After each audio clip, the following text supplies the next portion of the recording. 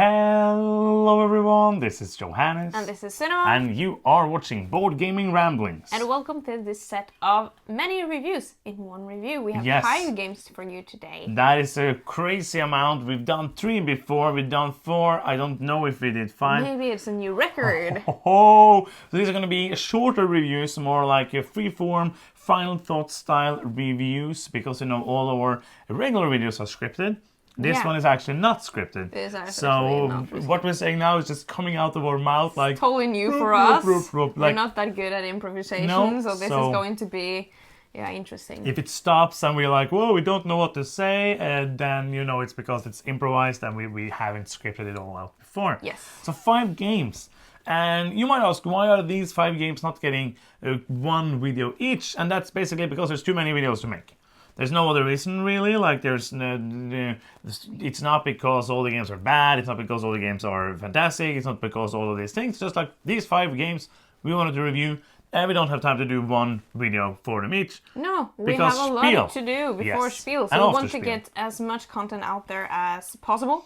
And this is a way to accomplish that. These are bite-sized reviews, so if any of these games are interesting, go hang around for the others as well. Yes. Maybe you find something you like or something you won't like. So let's go. We only have 28 minutes to go, because it's going to be a maximum of 30 minutes. Trailblazers, Ryan, Courtney, puzzle game, drafting game, pretty straightforward game.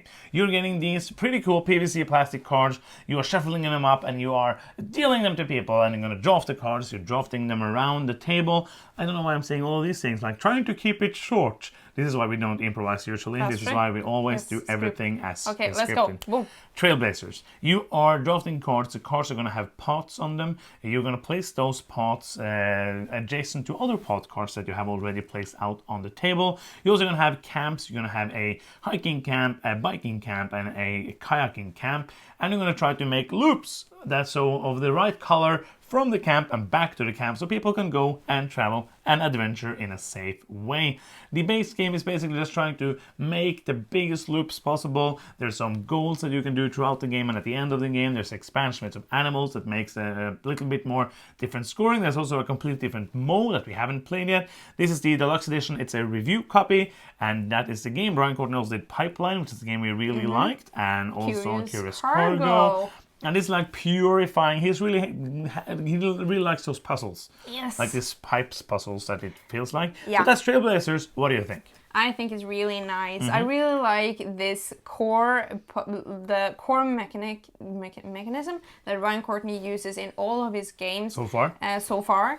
And I love the use of this mechanism in this game. I think it's really nice and puzzly how you're always want maybe a little other combination that you're actually getting, and you're like, oh, but maybe I get that next turn, let's go around here, and you want to go for the goals, but at the same time you also need to go for the main way to score points. And overall a really solid game. I did like it a lot. It's going to be a 7.5 from me. Trailblazers, a fantastic game. It plays up to 8 people, so it's one of those games really nice that you can play quickly, because it's a drafting game, kind of like 7 Wonders and all of those. But here it's even simpler, right? Because there's not symbols, nothing is triggering. You're just taking the cards, placing them, and then at the beginning of each round you're going to place a new of these camps. I really like it. I think the core puzzle is fantastic. We love puzzle games. Yes. Puzzle games is one of the things that we adore. A thing that always makes my brain go bloop, bloop, bloop, bloop, bloop, which is a positive sound. Yes. Like when my brain goes bloop, bloop, bloop, bloop, bloop, that's a very nice thing. I just get like this nice feeling of, oh, this is a fun. And also it's kind of when you go for something like a longer one and you're like, I really hope I get those cards, and I just got it. And when you don't make it, because you're not going to get any points if the loop is not coming back. If you like puzzle games, and also I think there's a little case where you can basically have everything in the base game in that case, and you can it's even like a cargo, like what's it called again, a clip. It's called something, a clip that you clip onto you, and you can carry it around in the forest and play it on a table, and you can even play it underwater. So this is going to be also on my top 10 games to play in the shower list. That's really because nice. Everything is waterproof. So carabin hook, yes, that's Thank it. you. There's different versions of this. The deluxe edition comes with like the expansions and stuff. So go and check it out if you enjoy puzzle games as well. Did I give it a rating? No. I'm going to give it an 8. Okay, Fantastic game. Nice. Next up, we have a game called Beast. This is kind of like a hidden movement game. It is a hidden movement game where there is one beast trying to sneak around and attack people. When they attack, they have to show themselves because it's hard to attack and nobody sees you. And then you have the hunters moving around trying to get in and kill the beast. Kill him with fire. You can also kill him with other things. There's not that much fire. There are fire traps actually, so you can actually kill it with fire. And yes, and I said now I kind of stopped because it isn't scripted. So I'm like, well, what am I supposed to say next? And a review copy. Yeah. From the publisher Studio Midhall. I think they're doing a new Kickstarter pretty soon for the base game and also some expansion stuff. But basically, you have different goals depending on different missions that you're playing. The beast always tries to win by killing these settlers, which are the farmers and the noble people. And they have summons that they can move around and help to do that. They also have, they also can kill other animals to get this grudge, which is a resource, which is a mask with a nose. It's a pretty weird resource. It's a weird resource. You also can get, if you have 3 of them, there's a man with 3 noses, which I've never seen before. And you can use those to upgrade your beast, so it has kind of like some kind of Euro mechanisms of upgrading. If upgrading is Euro, I don't know. Upgrading and bloop, bloop, bloop, bloop, bloop. Okay, beast game about being hunted or being a hunter. Yeah, because this is a one versus many game, and that's a good thing to say. Yes, that is a good thing to say. And the hunters that are working together, I think the drafting is really interesting because you have these these ability cards that are your own. Yeah. And I think the wolf has that. I haven't played as the wolf. You have played as the wolf. Yes. Or a beast. The beast, oh sorry. There's different beasts. You have some cards as well, but you also have this draft in the beginning of the rounds where you have action cards, and then you have to like think, okay, do I want this action card, or is it better that one of my other hunter colleagues get these cards? And also, what ability does it actually gain the beast? Do we want to hinder him from having this ability?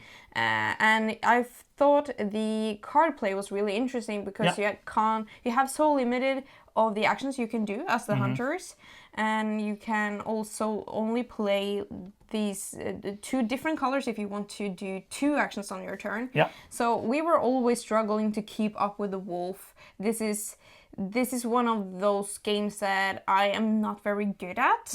This is not my favorite genre of games. No. I always struggle to master them, and I feel that is very frustrating to me. Yeah.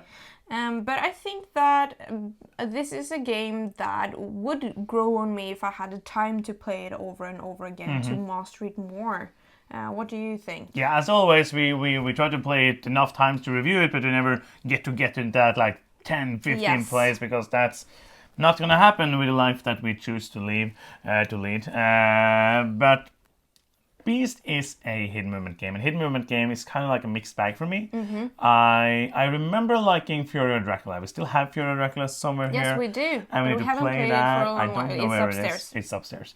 I want to play that because it's one I remember liking, especially the first time where you played all the tree hunters. You never played a game before, never played a hidden movement game before, had 3 hands of cards, a disaster. Had a fantastic time. It was so much fun. But that is one that is nice. Mind management is one I like. The problem for me is that I don't like co-op games. So I don't like being the co-op person when we play this. So you're playing as the beast. I'm playing as the beast. And many times, that even happened last time we played Mind Management, is that I feel like I'm ending up mostly waiting.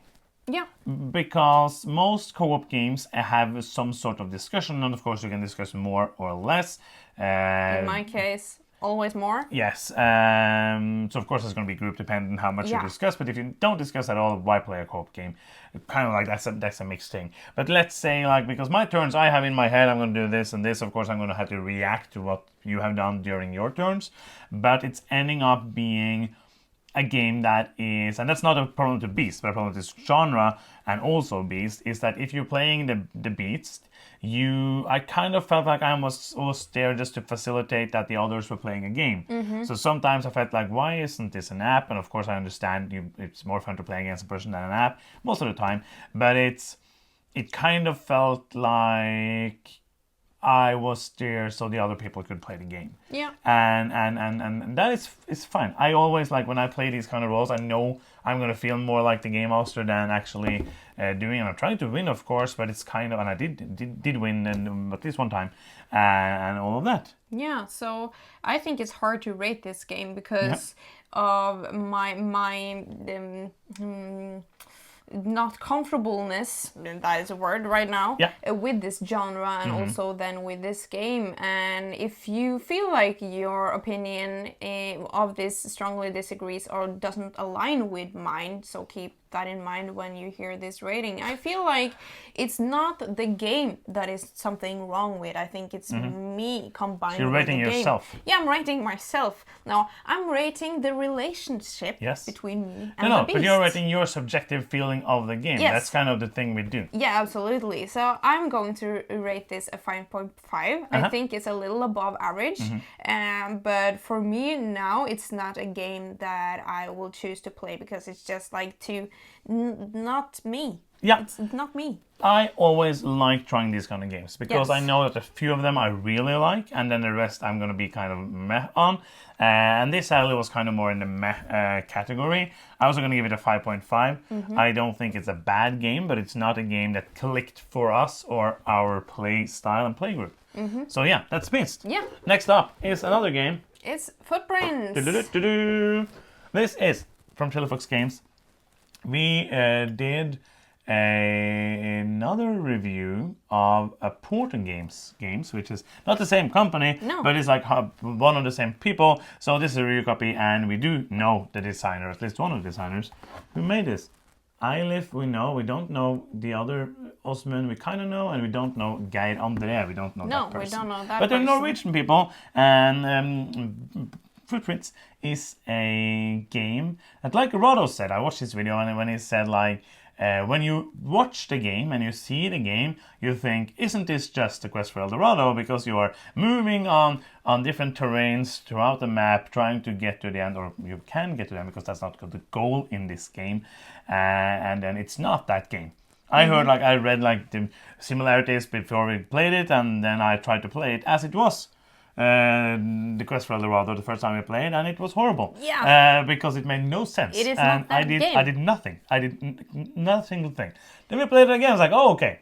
That's the thing. Let's quickly see what you're doing. Just not things, because people will be like, what is this game about? I don't know. Not the thing. Yes. You are moving on terrains, but and you're using cards. And this is like a game where you start with a hand of cards, and you have a deck of cards, but then you play a card. You don't have the hand, you have it in front of you, which is your hand, kind of is open information. When you play a card, you're never going to play the card again.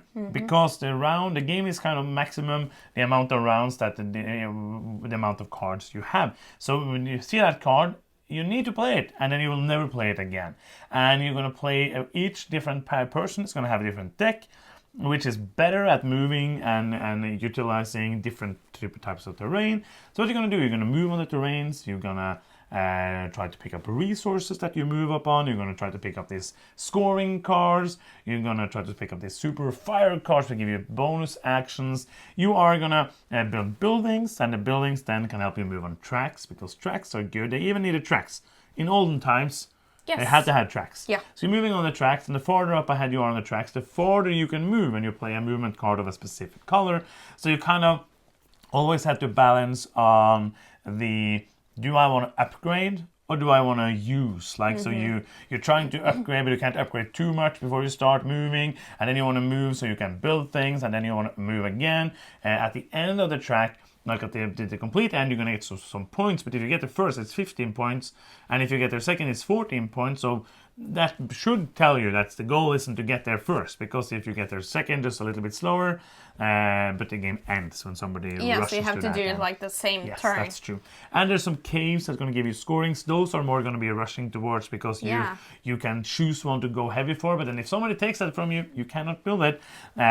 So it's kind of like, it's a pretty unique game in that way, because you are using the cards, moving, trying to do this Euro stuff, but in a kind of compressed way.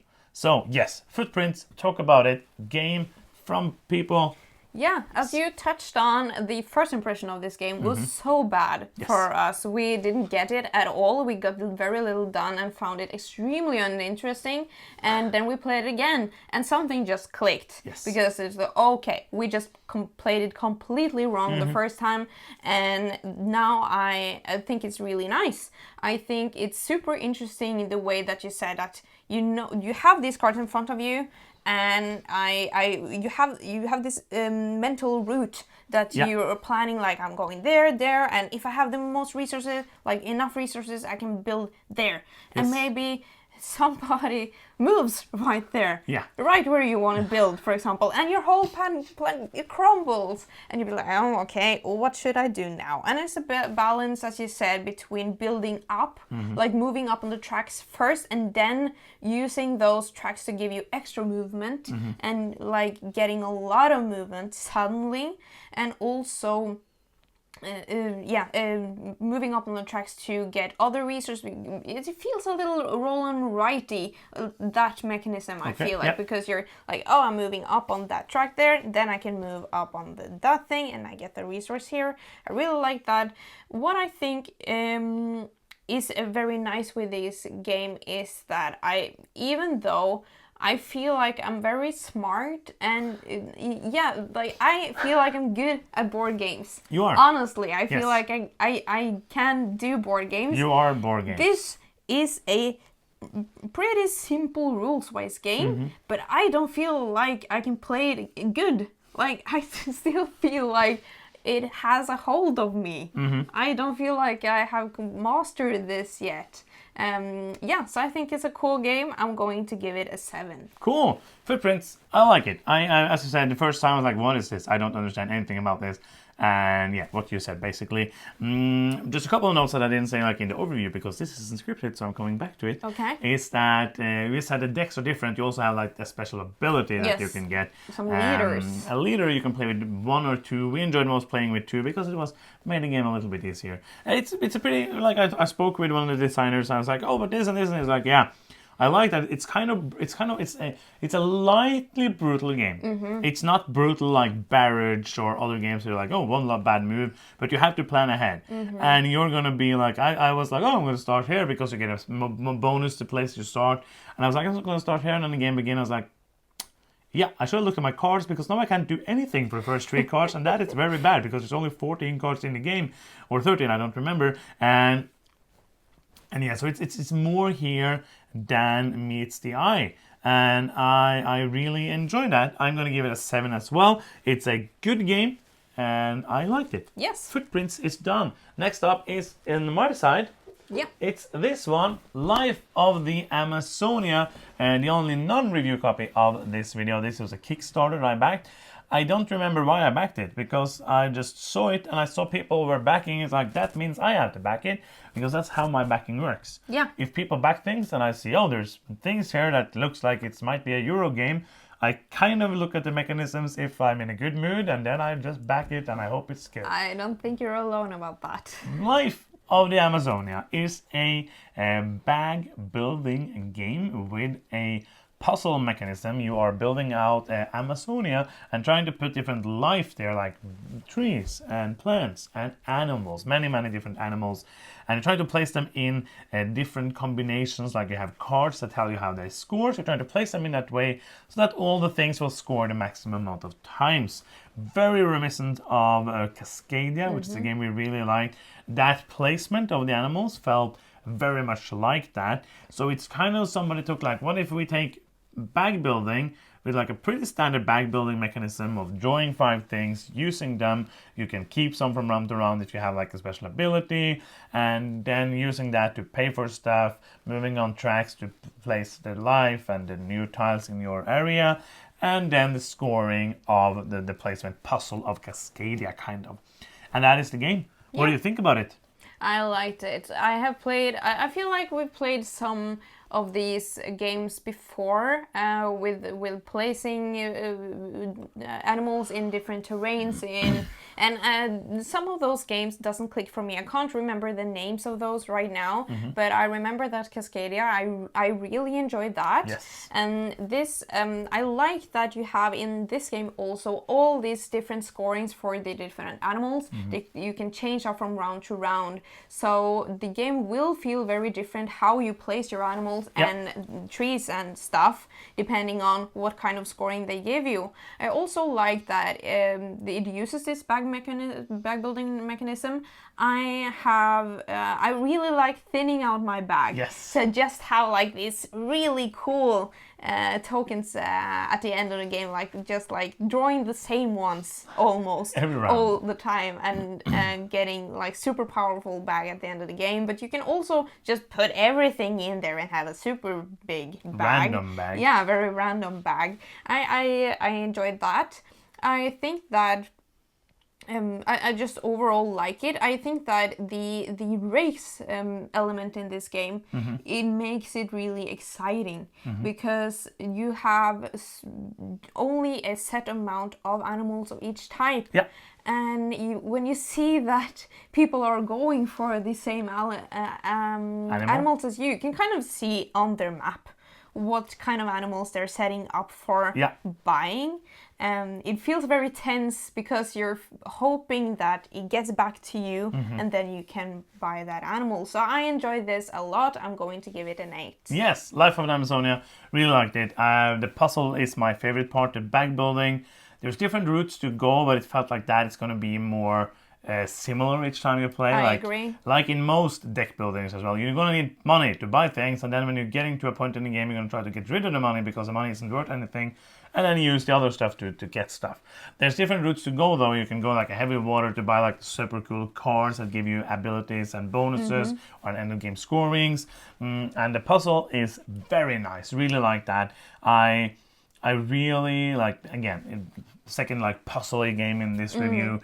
I love puzzles. I love trying to be like, okay, because if I place that there, then I can use that for that scoring and also the other card, but then I need to place that there so that I can place that in the middle, and then that's going to score for both of them. And all of that just works well with my brain. Doesn't mean I'm really good at it all the time, but it just like makes my brain go bloop, bloop, bloop, bloop, bloop. Yes. Really, really like it. Life of Amazonia, 8 from me as well. Cool. Then we only have one game left for the 5 games, and that is Lords of Ragnarok. This is also a review copy sent to us from Awaken Realms. We heard, or I at least, heard a lot about Lords of Hellas. I have not heard about that. No, and it looked like a really nice game, a rear control, but with some different like kind of Euro-ish elements. And Lords of Ragnarok came around, and I was like, oh, we'd really like to play that, and Awaken Realms was nice enough to send us a copy to play. Lords of Ragnarok is a rear control game, but it's also a game where you go and attack enemies, and it's also a game where you can just build buildings. It's kind of reminds me of Inish, the game where it's like 3 or 4 different ways to win, and as soon as somebody does that thing, they will win instantly. And that's kind of the same thing as in Lords of Ragnarok. There's 3 different ways to win the game, I think. And also there's a timer in the game, luckily, because that wasn't there in Inish.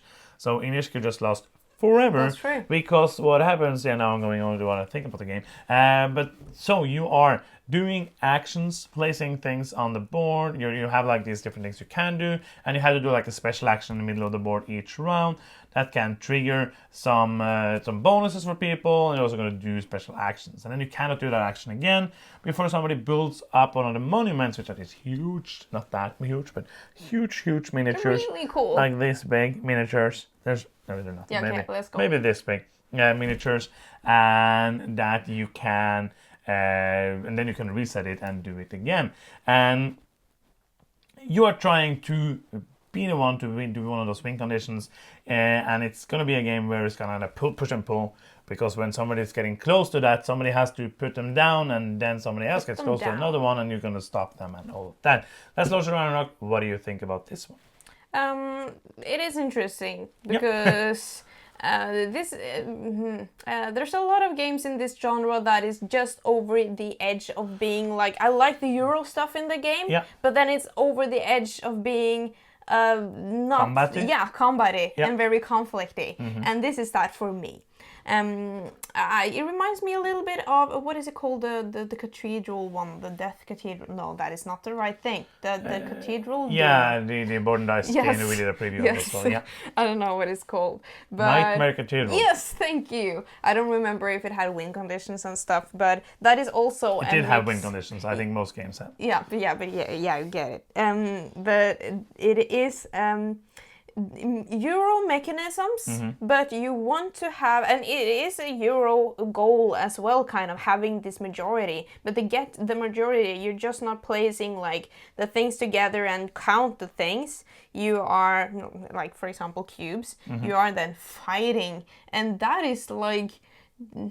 I didn't have a lot of fun in this game because I was always in a position where the other people that we played with were at the so close to winning all the time. I didn't have a plan of my own, but I know that if they win, I have lost. So I always had to go block them from having one of those areas. But I also like that. I do like the Euro mechanisms combined with it, but for me it's just it tips over the edge of being too conflicty for me, and therefore I cannot enjoy it as much. Yeah. What do you think? You're not gonna rate it. Yeah, I'm going to rate it, but I wanted to hear your thoughts as well. Suddenly, that's how we did it. We did it with the Beast as well. Lords of Ragnarok is a fun game. I had some fun with it, but not maximum amount of fun. I think that it's the first Awakened Realms game that I haven't enjoyed as much as the other ones, because I usually like their games a lot, but this one just wasn't for me. And I think it can end up stalling, because Inish as well did that, where you're just going back and forth and back and forth and back and forth, so the game can be pretty long. Felt a bit long for me in that regards, and also I'm very happy it has that way of ending the game, and you can kind of rush that as well, like the Ragnarok part where the game just ends, and then the person who has the most areas adjacent to the middle Yggdrasil is going to win. So you can kind of rush to that, but you're trying to do the other things as well. So you're trying to set up yourself. It's one of those games where you're going to be the best. You're going to try to set yourself up for maybe 2 win conditions and be pretty okay for Ragnarok, and try to just balance those out and see if there's a point where you can go boom and do that thing. I enjoyed many of the things I did in the game, but it's not one that's going to be highly enjoyable for me, because of the things that I enjoy area control games more than you. And this one kind of felt like it was just too much stuff and a bit hard to do everything, basically. Yes, and in Inish you are pretty quickly getting in a position where somebody can win. And you're blocking them from the very start, I feel like. Yeah. In this game you have this weird phase of building up before somebody has the chance to be in a position to win. So that build-up phase also felt a little okay, I'm going to try to do this. I don't know what I'm going for yet. But it's kind of like you are... see what's happening. But you are building up also to get these income things, these different things to be stronger. Yeah. So, what do you want to rate Launch of Ragnarok? Well, yeah, it's not the fault of the game, as in the Beast. Don't be sad about your ratings. But this is just not a game for me. At all. I do not have fun with this game, even though I want to. I really like how the game looks, because the production is amazing. It's somewhat maybe unnecessary, but that's a personal thing. I'm going to rate it a 5. It's average for me. It's all right. I'm going to give it a 6. I think it's a fine game, and not amazing, but one that I wouldn't... If somebody who had played the game many times wanted to play it, I could maybe sit down and play it. But it's not my... It didn't end up being a style of game that I enjoyed that much. So that is 5 games in just under 30 minutes. And that is the end. If you are still here and you enjoy what we do, then you can help us out in a big way by giving us a victory point. Yes, and we get victory points when you click that subscribe button. And you can also click the bell to get notifications every time we post a new video. And that is the end of this video. Thank you so much for watching. I'm Johannes. I'm Cinema. And you've been watching Board Gaming Ramblings, and bye-bye.